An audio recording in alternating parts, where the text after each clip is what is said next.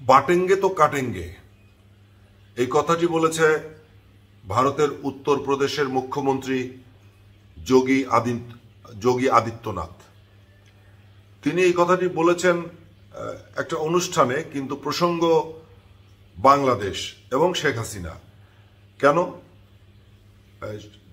তিনি একেবারে পরিষ্কার করে একটা কথা বলেছেন যে আমাদের ঐক্য থাকতে হবে, মানে ভারতবাসীর ঐক্য থাকতে হবে, না হলে ভাগ হতে পারে।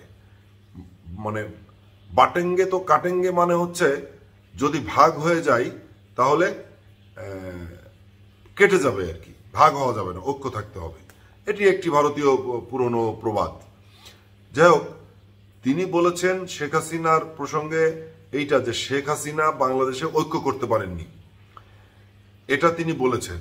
এই কথাটারও একটা মর্ম আছে, যেহেতু শেখ হাসিনা ভারতে চলে যাবার পরে ভারতের সঙ্গে বাংলাদেশের সম্পর্কের একটু টানাপোড়েন যাচ্ছে, এবং এরই মধ্যে ভারতের সঙ্গে চীনের তো দীর্ঘদিনের একটা বিরোধ আছে সীমান্ত নিয়ে। সীমান্তে অরুণাচলের দিকে কিছুটা চীনারা ঢুকেছে আমরা জানি, এবং মাঝে মধ্যে খণ্ডযুদ্ধ হয়।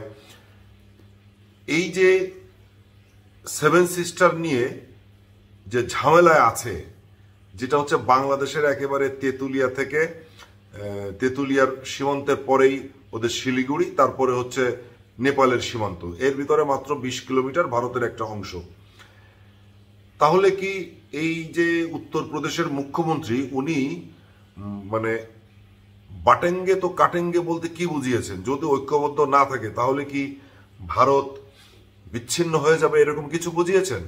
এবং অনেকে তাই মনে করছে যে উনি এটাই বুঝিয়েছেন। আর শেখ হাসিনার কথা বলেছেন যে শেখ হাসিনা নিজের দেশে সবাইকে নিয়ে ঐক্যবদ্ধ থাকতে পারেননি, এবং সেই কারণে তার এই পতনটা হয়েছে, এই ধরনের একটা তিনি বুঝিয়েছেন।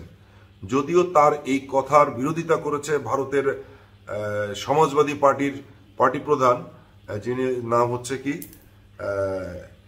সমাজবাদী পার্টির প্রধান অখিলেশ যাদব। তিনি তার এই কথার বিরোধিতা করেছেন। তবে তিনি যেভাবে বিরোধিতা করেছেন সেটা হচ্ছে তাদের রাজনৈতিক বিরোধিতার একটা ব্যাপার আর কি। একটা জিনিস মনে হচ্ছে এই উত্তরপ্রদেশের মুখ্যমন্ত্রীর কথায়, মোদী সরকারের মধ্যে, খোদ মোদী সরকারের মধ্যে শেখ হাসিনাকে নিয়ে একটা টানাপোড়েন চলছে। এটা কিন্তু মোটামুটি আস্তে আস্তে স্পষ্ট হচ্ছে। তা না হলে উনি এই যোগী আদিত্যনাথ, উনি শেখ হাসিনাকে টেনে কেন কথা বললেন?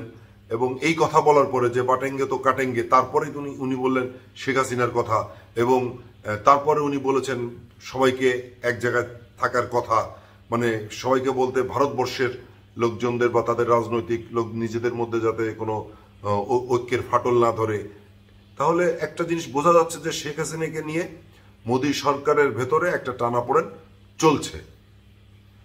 এই ছিল ভিডিও, সবাই ভালো থাকবেন।